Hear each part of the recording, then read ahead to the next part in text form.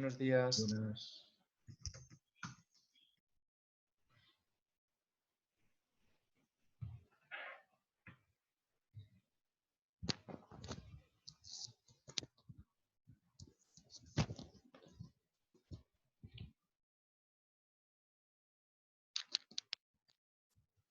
Buenos días.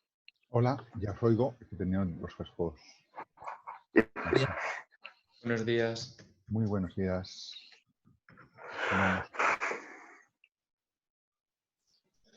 Vamos a buscar. Perdonadme un segundo que voy a buscar el texto por si hace falta proyectarlo.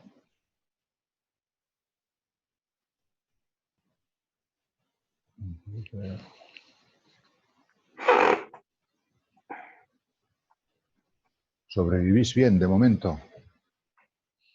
Sí. De momento sí. De momento sí. El Ya otro día los seminaristas de Madrid ya estamos volviendo. estáis volviendo al seminario los que os habéis ido. Al seminario, sí. Pero no Ya todos habían ido, la llevan mitad. toda la semana de escalada. ¿Perdón? Pero se habían quedado ahí la mitad, por lo menos, ¿no? Tienen que dar la mitad, sí. Y ahora la otra mitad, pues nos han convocado unos poquitos, se fueron el sábado, hoy vuelven otros cuantos y el jueves vuelven otros, ya los últimos. Vale. Bueno, pues fíjate, vosotros estáis en ese edificio y podéis entrar. Está al Sí. lado de mi despacho. Yo no puedo ir a mi despacho a coger mis apuntes, mis libros, para prepararme las Todavía no clases. han abierto la facultad. No, está cerrada. Yo no sé qué pasa ahí. Es como, a lo mejor es que cuesta dinero desinfectarlo o lo que sea. Como es distinto las condiciones de desinfección de un centro educativo que las condiciones de desinfección de una residencia. Y sobre todo porque se irá regulado para menores. El asunto ahí no es del todo sencillo, ¿no? Claro. Pues vaya. Página 60 y... Estamos en la página 72. Vale.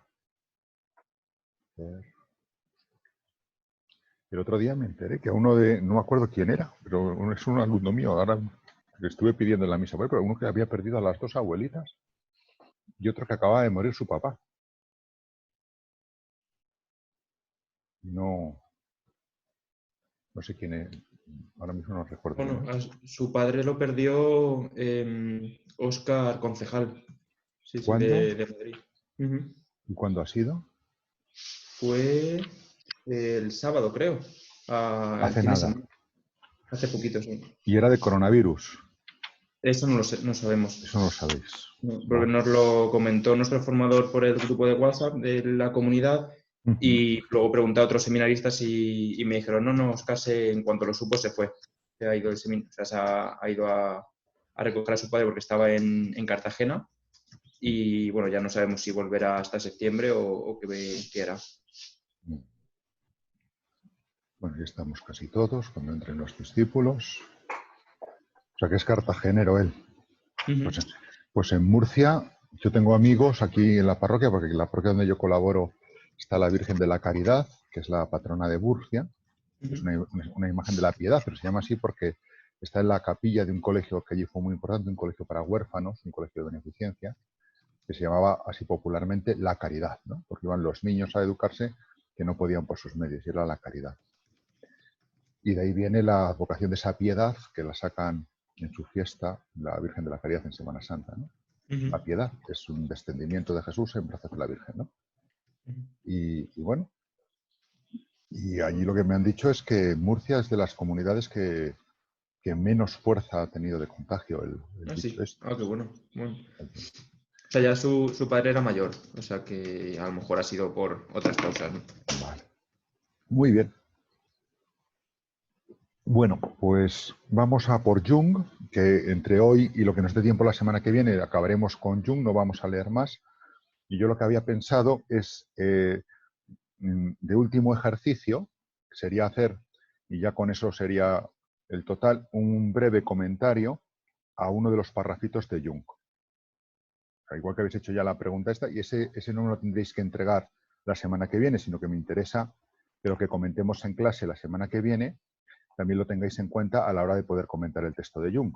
¿Vale? Sería con la fecha de examen, que no sé, no las tengo yo en la cabeza, no sé cuál es la fecha de examen que hayan puesto de textos filosóficos, la tenéis en un PDF por ahí que envió David, está también colocada en logos, ¿no?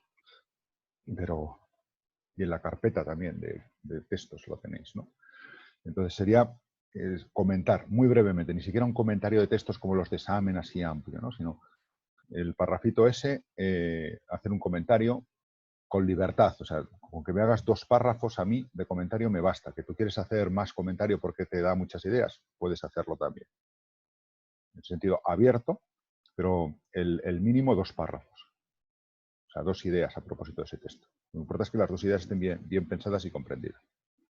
Y con ese ejercicio ya tendríamos todo. ¿De acuerdo? Y Muy bien. sería a modo de reflexión, crítica, Sería interpretación. a modo de comentar. Claro, como tienes el texto, tienes que coger una frase o una idea de las que salgan en ese texto y comentarla. Y al comentarla tienes que decir lo que significa y qué implicación tiene esa idea y si te parece correcta o incorrecta, por qué. Pero es de una idea del texto. Y entonces tiene una parte de he comprendido la idea, sé lo que implica y me parece bien o me parece mal. Vale. Por esto, por esto. Vale. Vale. No es... sí. ¿Y el texto nos lo dirá usted o es El texto estaba a punto de decidirme por uno mientras preparaba la clase, pero todavía no me he decidido, pero os lo enviaré. Si puedo, cuando acabe esta clase lo elijo ya y os lo envío. Vale, gracias. Muy bien. Bueno, pues vamos a ir leyendo lo de Jung. Voy a proyectaros el texto por si acaso no lo tenéis delante. Los que lo tengáis delante lo podréis manejar más cómodo.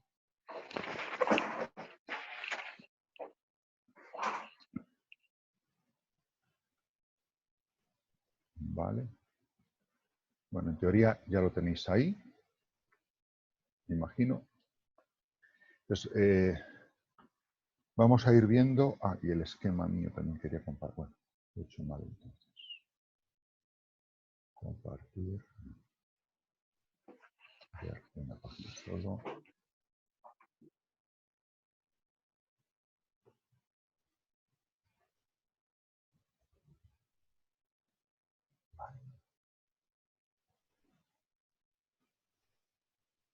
¿Se ven las dos cosas? ¿Se ve el esquema y se ve...? Sí. El esquema se ve un poquito incompleto. Vamos a ver si así se deja manejar.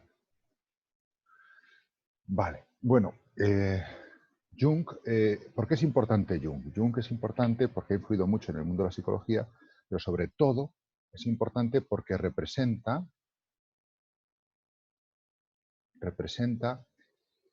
una mentalidad dominante. Es una de las líneas de fuerza de la mentalidad dominante, emparentada con Freud, pero en eso de la sospecha de que las cosas no son lo que parecen, pero que sí, aunque no esté emparentada con ella, sí ha pasado a ser como unido la fuerza de lo psicológico o a la fuerza de la secularización, que estoy otra vez un poco teniente, un poco despistado, perdón, que este de la izquierda hegeliana, el del giro antropológico, no me viene ahora el nombre, ¿os acordáis alguno? Feuerbach. Feuerbach, eso es, gracias, que no me venía, se me atascaba en la punta de la lengua que se dice. Es de los que te explican de una manera falsa toda la realidad. Entonces, toda la realidad se reduce, en el fondo, a una psicología antropocéntrica, ¿no? Además, es un tema muy actual porque, fijaos, si os acordáis, en una de las constantes del pontificado del Papa Francisco, aunque ya la idea viene de antes, es el tema del gnosticismo. De hecho, no sé si lo sabéis, pero hubo un encargo de la Santa Sede a las universidades católicas de todo el mundo hace ya un par de años, creo que fue, que nos pidió que en la medida que fuese posible empezásemos a reflexionar y a estudiar el tema de los nuevos gnosticismos, ¿no? De los nuevos gnosticismos, ¿no? ¿Por qué esto? Porque una de las cosas que señala muy certeramente Buber al hablar de Jung es precisamente que él, sin quererlo, o diciendo que no quiere, pero en el fondo sí queriendo, eso ya no lo podemos juzgar, Buber respeta que él tenga la rectitud de intención. Yo respeto que Jung no quiera atacar a la religión, que Jung no quiera atacar a Dios, que Jung no quiera atacar a los místicos, que Jung no quiera atacar, tal, que quiera ser solamente un psicólogo que hace psicología dentro de los límites de la psicología. Eso está en el plano de las intenciones. Vale, son tus intenciones, yo no las puedo juzgar, Jung. Lo que sí puedo decir es que tú, aunque digas eso, haces algo que es completamente distinto. Y una de las cosas que aparece hacia la página 82, creo que era 81, 82, es decir, Jung, lo que estás haciendo es algo gnóstico. Y la verdad es que a mí me ha parecido, cuando lo he releído este año, me ha parecido de una clarividencia maravillosa, ¿no? Ese gnosticismo que empalma con la autosuficiencia, ¿no? El hombre que no necesita de Dios, que no reconoce la trascendencia, que no reconoce su creaturalidad, ¿no? Sino que se salva a sí mismo mediante ese camino de individuación que habla Jung, ¿no? Yo llego a ser yo mismo, ¿no? Si queréis, Jung hoy también estaría en la base, más o menos implícita, al menos sus ideas, de mucho de lo que conocemos como nueva era, ¿no? En cuanto enlacéis de manera divulgativa la conciencia colectiva que se manifiesta en el individuo que va madurando y saliendo de la infancia religiosa, va adquiriendo esos niveles de conciencia superior, integrando los arquetipos colectivos con las cuestiones individuales y así entrando en una nueva forma de conciencia, una conciencia que es inmanente, cerrada en sí misma, ¿no? No sé si simplemente el decirlo de esta manera así hace resonar ese componente que está muy difuminado, muy difundido hoy y al mismo tiempo es muy difuminado, muy difuso, que son rasgos que hay en nuestra cultura religiosa, incluso entre nuestras gentes que se dicen católicas y de corazón a lo mejor lo son, pero de cabeza, sin embargo, tienen ideas que son de este tipo, ¿no? Que son de este tipo. Entonces, la centralidad de Jung en ese sentido es muy paradigmática y ayuda a analizar, independientemente de una cuestión. ¿Y quién era este tipo? ¿No? A analizar uno de los componentes de lo que son los movimientos del ser humano en nuestro día, ¿no? Entonces, en el discurso, tras señalar esas pretensiones, esas intenciones que no juzgan, que tenemos aquí en el esquema señaladas, no soy antirreligioso, pero en el fondo seré antirreligioso expresamente. No pretendo salirme de la psicología como ciencia, pero al final todo es psicología y caigo en un ingente psicologismo, ¿no? Que son las acusaciones iniciales que hace Buber. Él pasa a probar esto. Bueno, también señala sus cosas positivas. En la página 73 tenemos todo este párrafo de aquí.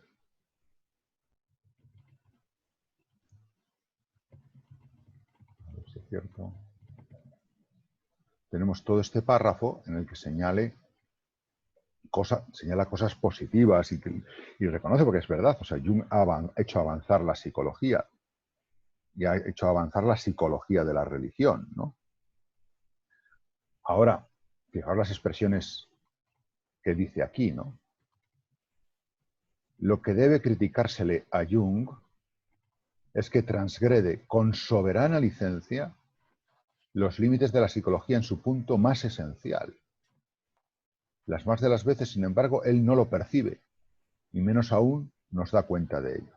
O sea, es como si no se diese cuenta y, por tanto, tampoco es capaz de explicárnoslo, ¿no?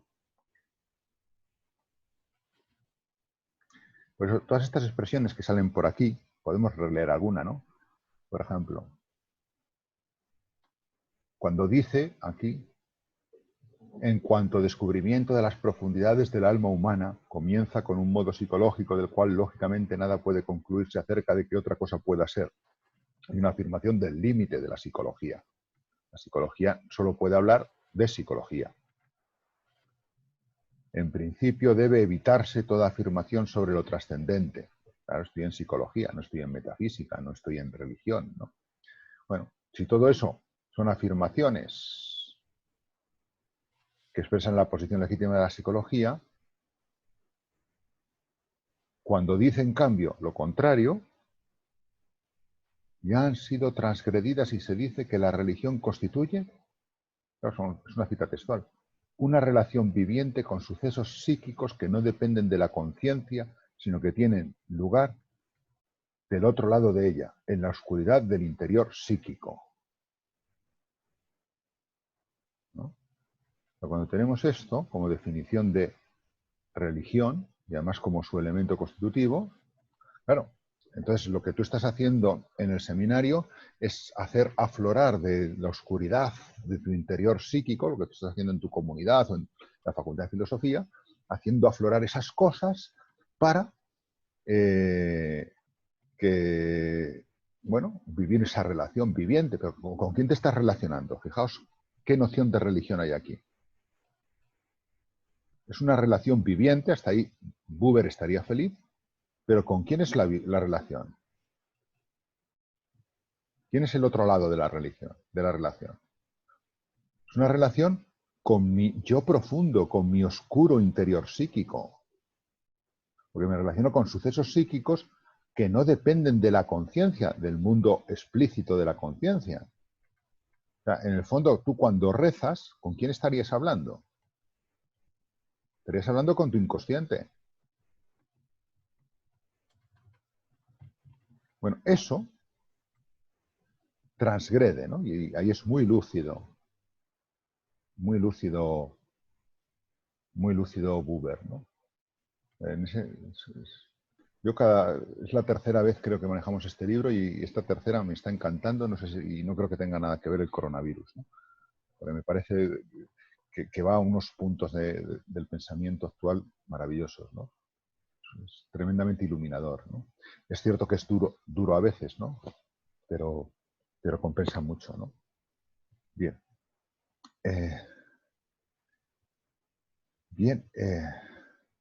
Esto, a lo mejor, así no caemos, pero hay mucha gente que lo piensa esto. Es decir, tú vas a técnicas de tipo nueva era o de tipo oriental transformado por Occidente y lo que se intenta es hacer aflorar estas cosas. Porque en el fondo hay esta concepción, ¿no? Y entonces tú, cuando ibas a misa, no es que fueses a misa fuese malo o que fueses al grupo de catequesis fuese malo. Si eso está bien, pero eso es la forma de los no iniciados. Los iniciados son los que se dan cuenta de que la verdad es esta, ¿no? Y eso os sonará también a esa otra forma de gnosticismo que es súper famosa gracias a San Agustín, que es el maniqueísmo, ¿no? En el fondo, ese tipo de cosas están por ahí funcionando, ¿no? Aquí, además, desde un punto de vista ya un poco apologético, ¿no? Es muy interesante que estas cosas no las diga un señor católico que además fuese cardenal de no sé qué, porque entonces ya tendrías desacreditado el argumento, porque te insultan a la persona y ya lo que ella diga no vale en este mundo. Sino esto lo está diciendo un judío que es muy peculiar, ¿no? Y demás, o sea, que su autoridad o sus intereses están fuera de discusión en muchos ambientes, ¿no? Entonces, a ver, si alguien lee este párrafo desde aquí, por ejemplo, Alberto, ¿tú lo tienes delante? Alberto Ramírez, ¿lo ves bien? Sí. Pues la religión constituye una relación con los acontecimientos psíquicos, lo que no puede querer decir otra cosa que los acontecimientos de la propia alma va implicado en ello que no se trata de una relación con un ser o una realidad, que independientemente de la plenitud con que de tiempo en tiempo descienda hacia el alma humana, siempre la trasciende. Con cabal exactitud no se trata de la relación de un yo a un tú. Esta es, sin embargo, la forma en que han entendido su religión los inequívocamente religiosos de todos los tiempos, aun si ansiaban con la máxima intensidad que su yo fuese místicamente absorbido por aquel tú. Aquí va a aparecer uno de los elementos del diálogo, ¿no? Que es la experiencia mística, ¿no? Yo no sé si vosotros habréis sufrido alguna vez. Yo, cuando era seminarista, sí me tocó sufrirlo porque todavía estaba esa moda. La moda de interpretar a Santa Teresa de Jesús en clave de Freud y en clave de Jung, ¿no? Entonces te cogías sus experiencias místicas y te salían unos estudios, unos que eran en contra, diciendo que esta pobre mujer era una enferma psicológica, una neurótica, que a sus neurosis les daba ese tipo religioso, otras que eran más freudianas, de sublimaciones y decían guarrerías, y otras que eran a favor de Santa Teresa, intentando salvarla de ese destrozo que le hacían los psicólogos de una corriente y de otra, pero utilizando la misma psicología y en el fondo intentando explicar cómo lo que ella dice ha de interpretarse en una clave de psicológica, ¿no? Y entre ellos algunos venerables carmelitas muy bien intencionados, ¿no? Pero tácticamente y realmente en la verdad muy equivocados. ¿Por qué? Porque aquí, aparte de la idea de Buber, que la religión auténtica es una relación viva de yo a tú, ¿no? Y por lo tanto el yo es real y el tú es real, ¿no? Aquí lo que está poniendo en primer plano es el prejuicio ideológico del psicologismo y también de una gran parte de la conciencia moderna. No puede haber auténtica religión, no puede haber auténtica relación o vivencia religiosa porque no hay un auténtico tú sobrenatural. Porque Dios no es real. Y si Dios no es real, mi religión con Él no puede ser real. Tendrá que ser otra cosa. ¿Qué es? Una introspección psicológica. Pero bueno, yo creo que el párrafo es muy, muy claro, ¿no? Bien, de ahí es la primera parte del análisis. Si lo veis aquí en el esquema, ¿no? En el trabajo que va haciendo Buber, la primera parte es contra la idea de Dios que subyace en Jung y la va a desmontar, ¿no? Luego va contra la idea del alma, que la muestra como una indeterminación ambigua. Luego ya va contra la idea de conciencia moderna que critica la fe. Y desde ahí ya se centra en la parte de lo que es la experiencia mística. Esa sería la primera parte del diálogo critiquísimo con Jung, ¿no? Bien, pues si seguimos un poco, ¿no? Es decir, vamos a ver qué idea de Dios tiene Jung. Pues van apareciendo así. Le concibe en general como, ¿qué es Dios? Dios es un contenido psíquico autónomo, ¿no? Esto significa que no concibe a Dios como un ser o una realidad, que luego, pues cuando yo la conozco, tenga un contenido psíquico. Esto es muy fino, ¿eh? Es muy fino el análisis que hace aquí de Jung. Sino por el contrario, concibe a Dios como el contenido mismo.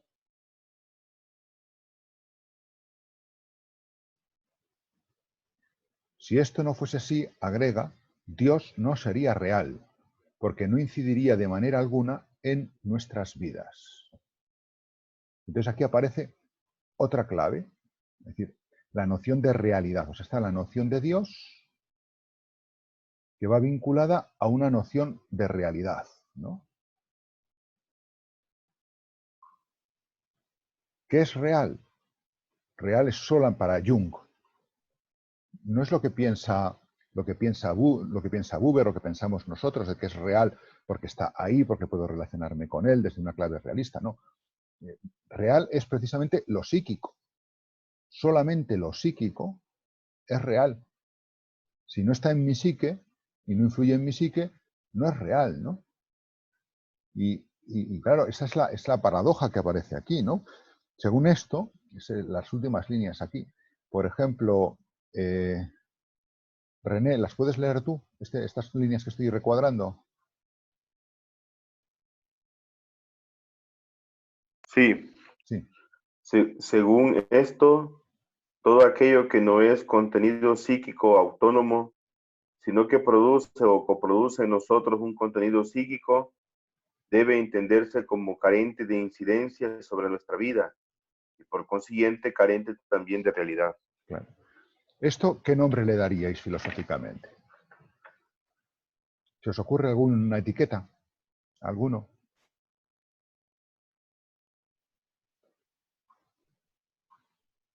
¿No se os ocurre a ninguno? ¿Es realista o es idealista?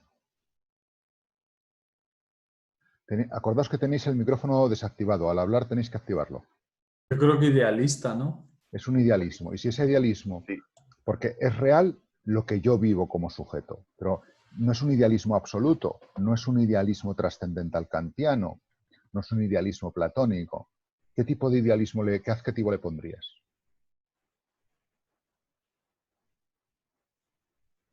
¿Inmanentismo? No. Bueno, todos los idealismos son inmanentistas. Porque el mundo es el mundo que yo en mí mismo genero. O el espíritu absoluto genera. No sé, pero vamos, es un idealismo que no me afecta, ¿no? Que no implica, que no me cambia. Bueno, los idealismos, no sé exactamente qué quieres decir con eso. No, que pensaba que el idealismo de Platón te mueve a mejorar porque buscas como la imagen esa ideal, pero que es más auténtica, ¿no? Entonces te está moviendo, supone un cambio en ti Sí, también. el de Platón es en ese sentido algo distinto que el resto de idealismos, aunque tiene sus puntos de Idealismo común. absoluto. No, ese es el hegeliano. Todos los idealismos tenderán de alguna manera a hacerse absolutos, ¿no? Pero aquí el idealismo, en cuanto que es una inmanencia, en que todo es contenido psíquico, no importa lo real de fuera, sino lo otro, ¿qué tipo de vivencia está hablando? ¿Qué es lo que produce en nosotros? Contenidos psíquicos, ¿no? O sea, sería un idealismo psicologista en este sentido. Solo es real aquello que es contenido de mi vivencia psíquica. Lo que causa contenidos en mi vivencia psíquica no es real. ¿Y eso por qué? Porque a mí me ha parecido bien, es una a priori de mi posición psicológica. Es a priori, ¿no? Igual que el cientificista dice, solamente es científico aquello que yo hago con mi ciencia y no hay más verdad que la científica, con lo cual el resto de verdades no existen, solo la mía. Dice, solo es real aquello que es vivencia psicológica interna. Punto. ¿No? Y eso es lo que importa, ¿no? Entonces, el análisis fijaos que va a palabras clave, ¿no? O sea, cómo se piensa la idea de Dios, cómo se piensa la idea de ser, cómo se piensa la idea de realidad, cómo se piensa la idea de psique, de autonomía, ¿no? Es decir, ahí es donde se va descubriendo la clave de lo que estos van diciendo, ¿no? Acordaos de, una vez que habéis hablado, silenciaros vosotros el micrófono para que los ruidos ambiente no distorsionen la voz, ¿vale? Bien, si seguimos un poquito más, en el párrafo siguiente tenemos la expresión de esta, ¿no? Por ejemplo, Patricia, ¿te animarías tú a leerlo?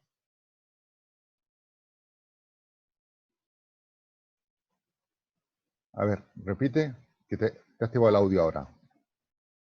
Ya está, ¿no? Sí, ya lo tienes. Aquí, a pesar de ello... A pesar de ello, Jung reconoce también una relación recíproca e indispensable entre el hombre y Dios. Jung observa inmediatamente que Dios es, para nuestra psicología, una función del inconsciente. La segunda expresión que nos sale de quién es Dios. Esta sería bonito hacer la colección. La primera que nos salía antes era contenido psíquico autónomo.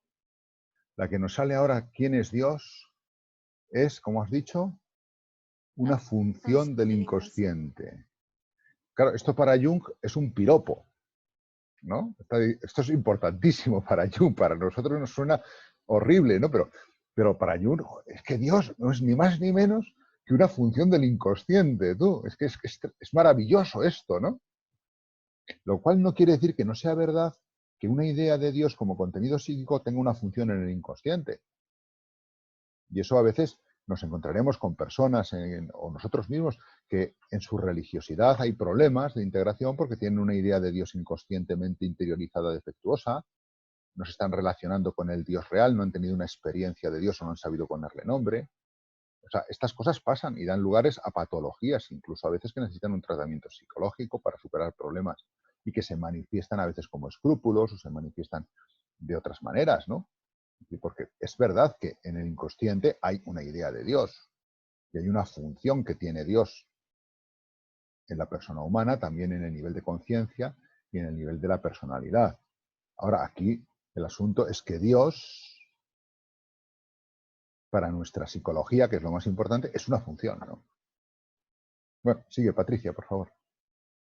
Sin embargo, esta tesis de ninguna manera aspira a ser válida solo dentro de los límites de la psicología, pues se opone a la concepción ortodoxa según la cual Dios existe por sí mismo, lo cual significa psicológicamente que uno no tiene conciencia del hecho de que la acción surge desde el interior del propio ser. No sé si se entiende bien esta última frase, estas dos líneas. Léelas otra vez, las que está entrecomillado. Lo que acabo de decir, que uno no tiene conciencia del hecho de que la acción surge desde el interior del propio ser.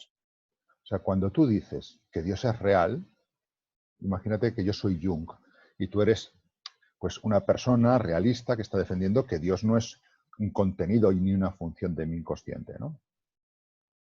¿Qué es lo que estás diciendo con esta frase?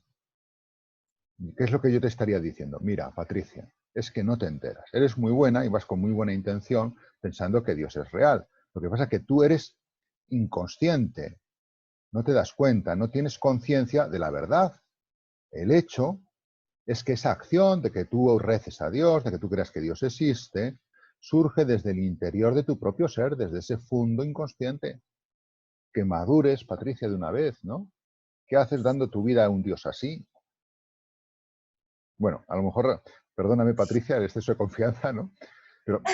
Pero es un poco lo que está aquí destapando con una claridad maravillosa la crítica de Buber, ¿no? Y yo creo que en cuanto le ponemos unas palabras que no son tan finas filosóficamente, nos damos cuenta de la actualidad que tiene, ¿no? Eso ha calado mucho a un nivel. Entonces sale en la siguiente página, sale un diálogo curioso con Kant. Y aquí Kant hace el papel de bueno. Y eso que Kant parece un idealista trascendental. Sí. ¿Quién habla? Juan de. Juan de, dime.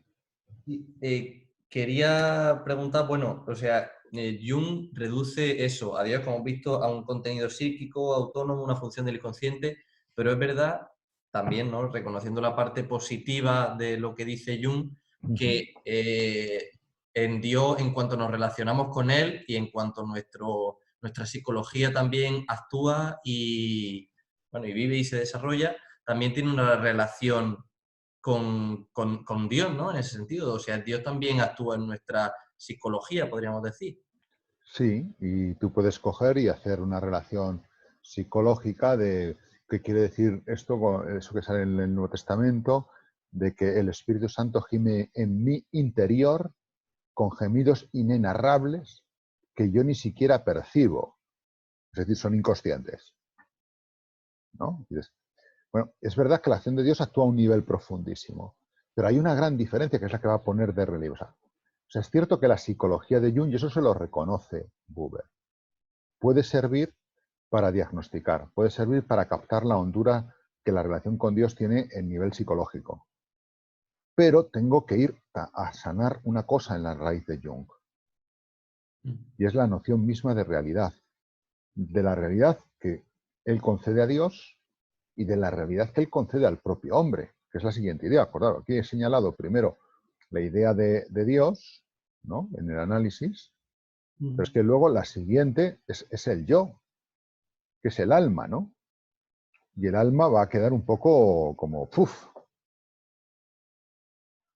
sea, ¿quién soy yo? La individuo, ¿quién es exactamente? Es tremendo, ¿no? O sea, que son, pues por decirlo así, es el tú y el yo. Y en la relación es el tú es absorbido en el yo, pero al mismo tiempo ese yo se diluye en una especie de tú anónimo. O sea, la crítica que hace a Jung es demoledora, ¿no?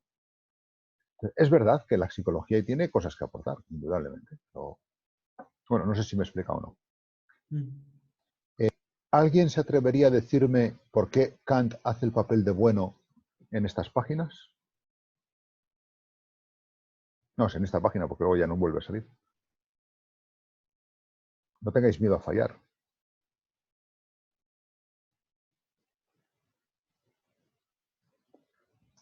¿Subrayo algo? Yo. Patricia. Eres Patricia otra vez, ¿no? Patricia. Sí, dime. Porque dentro de todo, Kant nos dice que, o sea, dice que no podemos conocer o no podemos, porque para nosotros solo llegamos a conocer el fenómeno y pues de Dios no hay un fenómeno, pero no dice que no exista. Entonces yo pienso que por ahí puede ir. ¿Cuál es la palabra que usa Kant para ese principio no idealista que él mantiene por los pelos? ¿Trascendental? No, El Noúmeno. noúmeno. el Noúmeno. noúmeno, eso es. Fenómeno. Pero muy bien visto, Patricia. O sea, Kant, en este caso, porque conserva el noúmeno, para que haya experiencia, hace falta el noúmeno. Yo no lo puedo conocer, pero hace falta el noúmeno. No estoy encerrado en mí mismo. Lo desconozco, tal vez, pero es un encerramiento que al menos mantiene esa apertura, ¿no? Mantiene ese resto, según Buber, de realismo, ¿no? Por eso le señala aquí, Kant no quería decir que ese fenómeno que yo llamo el árbol ante mi ventana, por ejemplo, no se origina en mi encuentro con un algo desconocido, sino en mi propio ser interior, que es lo que acaba de decir, y aquí está metiéndole el dedo en el ojo al bueno de Jung hasta el fondo. Es decir, ¿dónde se origina mi encuentro con Dios, mi relación con Dios? En mi propio ser interior. Otra vez, inmanencia. O sea, es un idealismo en este sentido psicologista que no deja resquicio a la realidad de Dios en sí mismo, ¿no? Claro, esto puede ser, que es la tentación que va a venir después, ¿no? Puede ser muy compatible con ¿qué? Con que el lenguaje de los místicos, Dios que está más dentro de mí mismo, en el hondón del alma, el maestro Eckhart, la mística castellana, todas estas cosas, ¿no? La mística alemana y castellana sobre todo. Vale, y luego si lo emparietas con cosas orientales, pues también, ¿no? Y ves que hay elementos comunes, pues también, ¿no?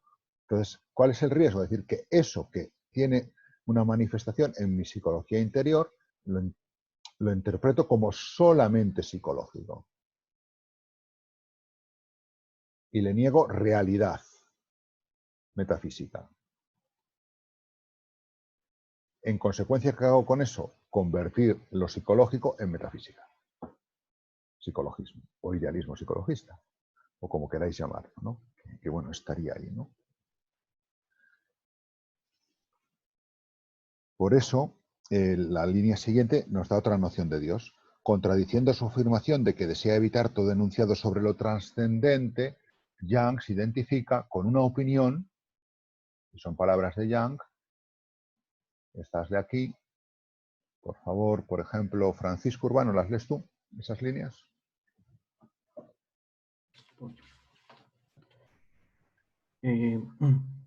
Según la cual, aquí, según la cual Dios no existe en forma absoluta, es decir, independientemente del sujeto humano y más allá de todas las condiciones humanas. o sea, Dios no es el incondicionado, Dios no es el absoluto, Dios no es el trascendente, aunque fuese trascendente en la inmanencia.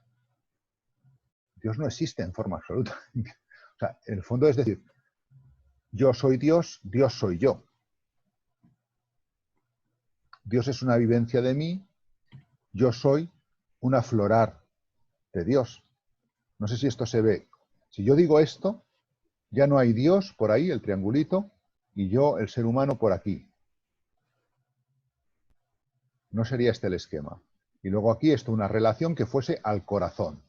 Pero hay una trascendencia, es trascendente en la inmanencia. No sería este el esquema. El esquema que tengo aquí es, por decirlo así, el hombre, y dentro de su mente, en la parte inconsciente, está Dios. Pero este Dios no es trascendente, es pura inmanencia. Pero a su vez, esto es mirado desde la conciencia. Ahora, si yo cojo y lo miro desde la inconsciencia, desde ese ámbito oscuro, entonces lo que yo tendría es Dios, idea arquetípica, que aflora en mí, hombre, aquí, a la conciencia. Y estos dos cuadros serían equivalentes. Bien lo mire desde el inconsciente colectivo y sus arquetipos, bien lo mire desde la conciencia. Bien, esto, si lo tomo en el sentido psicologista que se ha convertido en metafísica y por lo tanto en lo real, lógicamente puedes decir es un panteísmo o es un hombre endiosado o es un gnosticismo, ¿no? Pero bueno, yo creo que, no sé si los dibujitos os ayudan, ¿no? Pero el asunto muestra esa esa unidad, es una realidad con dos caras, ¿no? Pero es una única realidad. Otra cosa es que tú puedas coger y decir, bueno, pues a un nivel social es verdad que funcionan formando de manera inconsciente en la mente de cada persona unos arquetipos religiosos, ¿vale? Eso puede ser verdad. Y además puedes detectar arquetipos religiosos comunes en diferentes culturas, también es verdad.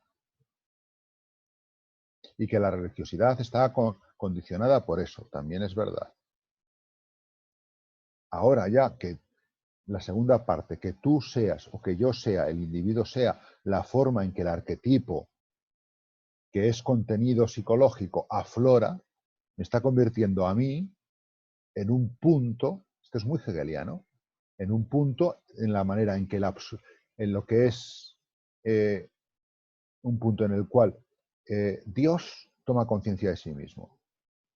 Dios, este arquetipo inconsciente, toma conciencia de sí mismo en mí. Eso sería lo mismo dicho en lenguaje hegeliano, ¿no? Entonces, Jung, como por intención no quiere eso, está en la raya de esa ambigüedad, pero la reducción que ha hecho de la concepción de Dios es tremenda, ¿no? Vale, bueno, pues al final hay una identificación entre estos ámbitos, ¿no? ¿Se me entiende un poco lo que logro expresar, el núcleo del problema? Más o menos. Si no veis claro lo que estoy diciendo, me lo decís, ¿eh? Por eso, ¿no? Se pone en claro, ¿no? Que esta frase de aquí es tremenda. Aquí un poquito más abajo, ¿no? Se pone en claro que él no existe fuera del hombre.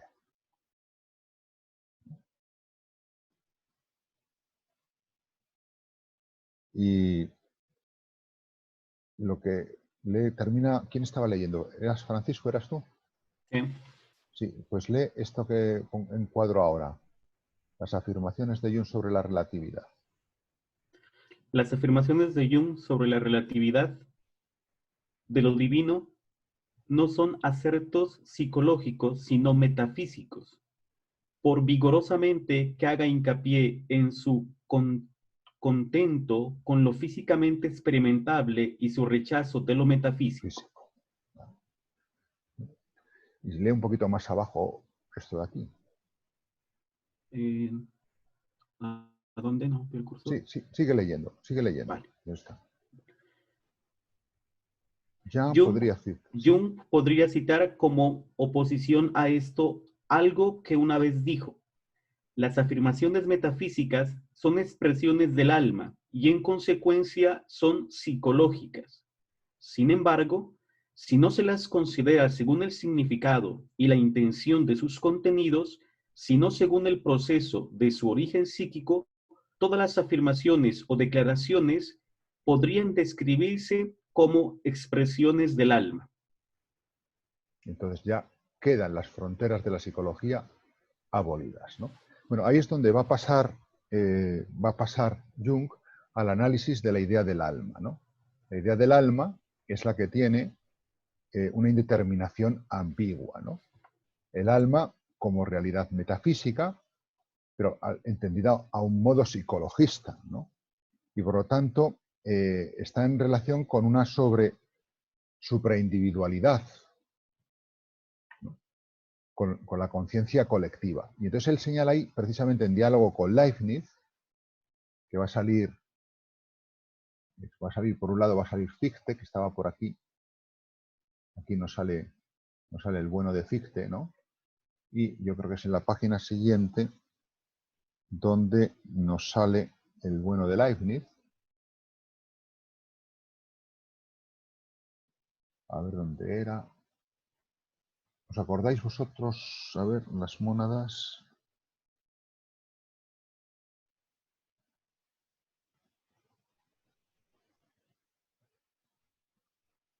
Bueno, ya nos saldrá. Sale un poquito la idea de mónada leibniziana.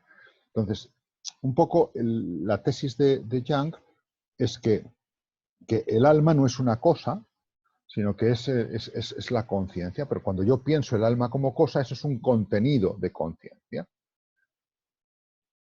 Ese contenido de conciencia es la forma en que aflora lo individual dentro del arquetipo colectivo común. Es la forma en que el yo se individualiza.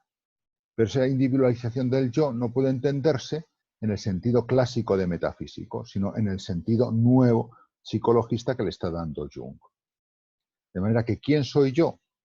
Yo soy una individualización, y en eso consiste mi maduración y mi crecimiento y mi desarrollo, y también a través de lo religioso, una individualización de los arquetipos colectivos. Luego, el alma ya no es res en sentido cartesiano, no es sustancia, no es una realidad metafísica de ahí. Entonces, ¿qué significa esto por la otra parte? Entonces, ¿qué soy yo? ¿Qué es el alma? El alma es contenido de conciencia. Entonces, si tú eres contenido de conciencia, dentro de un contenido colectivo, ¿cuál es la realidad de tu alma? Ser consciencia de lo divino, ¿no? Entonces, desde el lado del alma, nos venimos otra vez al cuadro de antes, ¿no? A este cuadro de aquí, ¿no? O sea, el alma sería un contenido de la conciencia de lo inconsciente. Yo no soy yo, es la disolución del yo. El yo no es sustancia, no es un sujeto objetivo, un sujeto constituido, ¿no? Es contenido de conciencia, todo es contenido de conciencia. Entonces, al final, ¿qué es lo que queda? Como una especie, la imagen es un poco mala, un poco tal, pero es un poco como si fuese el intelecto agente de tipo averroísta, ¿no? Este es el intelecto agente, que es colectivo a toda la humanidad, que es común, ¿no? Y por lo tanto sería una especie de conciencia general del ser humano. En este caso, por el tema de Dios, sería religiosa. Y cada persona pues sería como una afloración que va saliendo de esa conciencia. Seríamos como los pelitos, ¿no? Pelitos de aquí. Por eso cuando yo me muero, este pelito desaparece, se borra y vuelvo a estar dentro. Es más sofisticado porque se apoya en cuestiones de psicología religiosa, pero la mentalidad, la idea madre que estaría un poco detrás de la crítica de aquí es un poco averroísta. Yo no creo que no cita a Averroes porque a lo mejor en esa época no le había dado suficiente importancia a esa cosa del pensamiento, no se había relacionado con ella, pero lo que está reflejando un poco es eso, ¿no? Entonces la idea del alma, ¿no? Es, claro, se encuentra y utiliza a Leibniz. ¿Por qué? Y a Fichte, porque lo dice con cierta ambigüedad. El alma es real, pero no es real. Pero es lo más real porque es psicológico. Y lo mismo con Dios, ¿no? Entonces dice, claro, esto sería en el fondo Leibniz, pero Leibniz no gusta a Jung. Leibniz con las mónadas que son individuales, reales, y que llevan a Dios en ellas. Y Dios que sostiene siempre un Dios trascendente, un Dios real que sostiene a la mónada. Pero eso no puede ser, ¿no? Y la crítica a la noción de alma que hace Jung la hace desde la noción de la experiencia, ¿no? Que es lo que aparece ahí, ¿no? Bien.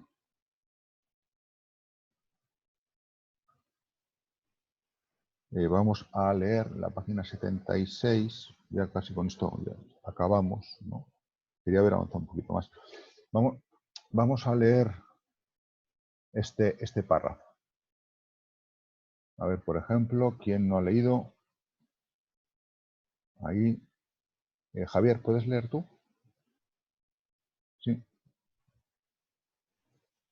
No está, Javier. O Antonio Sánchez. Lee tú, venga.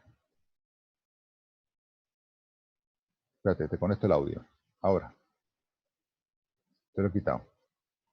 Sí, que me puede poner otra vez el párrafo. Es que justo cambia de página y no me... Sí. Página 76. Este vale. Párrafito de aquí. El Jung, ¿no? Vale. Sí.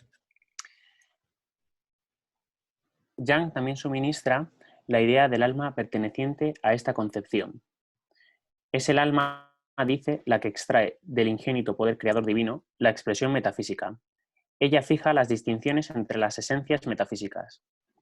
No solo es condición de la realidad metafísica, es esa realidad misma. O sea, como el alma se aproxima al todo. Continúa. El término fija no ha sido elegido sin motivo. Lo que aquí se enuncia es, en realidad, una traducción a la psicología del idealismo postkantiano. más lo que tiene su lugar dentro del pensamiento metafísico, cuando éste es producto de la reflexión filosófica, tal como el yo de Fichte, no puede exigir semejante lugar cuando se lo aplica al alma individual concreta, o más exactamente, a lo psíquico de una persona humana existente. Claro, el asunto es entonces este super yo absoluto, ¿cómo se concreta en cada yo pequeñito individual? Esto que yo estoy sosteniendo aquí del todo, ¿cómo es posible que sea este yo concreto de carne y hueso? Está señalando el problema de mantener la individualidad. O sea, si yo me hago de Jung, tengo un problema para mantener un yo individual. Me quedaría un super yo grandioso común. Continúa un poquito más. Aquí. Y no puede ser otro el significado de lo que Jung dice. Según su explicación, también el inconsciente colectivo, la esfera de los arquetipos, puede penetrar una y otra vez en la experiencia, solo a través de la psique individual que ha heredado estas típicas figuras de actitud. Claro, el inconsciente se necesita de este individuo pequeñito, ¿no? Estamos mostrando la ambigüedad, ¿no? Para poder aparecer en la consciencia. Existe ese colectivo de arquetipos, pero necesita del individuo, sin él no es nada. Es ambigüedad. Continúa un poquito más.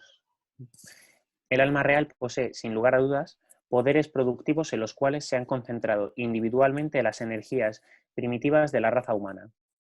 Ingénitos poderes que creadores divinos. Me parece una designación demasiado encumbrada y demasiado imprecisa de esos poderes.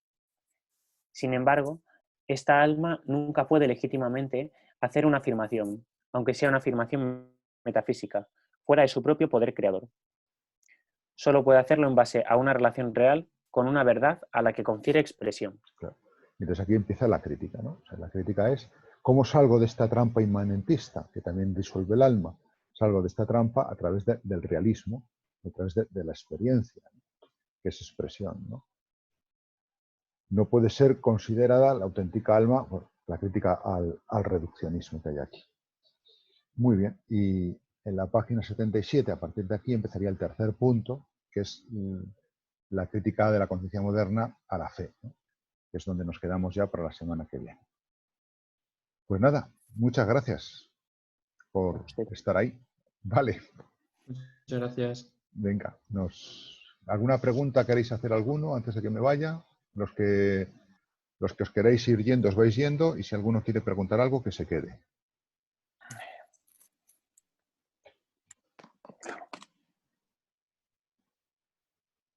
Don José, yo quería, decirle si podíamos vernos a la... Es que me han puesto ahora clase de texto 1 ahora a las 12, entonces a la 1. A la 1, yo espero que sí. Entonces, activo la tutoría y si no me pones un WhatsApp, ¿vale? Vale, perfecto. Gracias. Muy bien, de nada. Hasta luego. Hasta luego.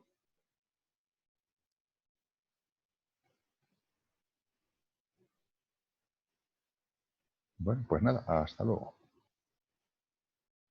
Alan, ¿querías decir algo tú?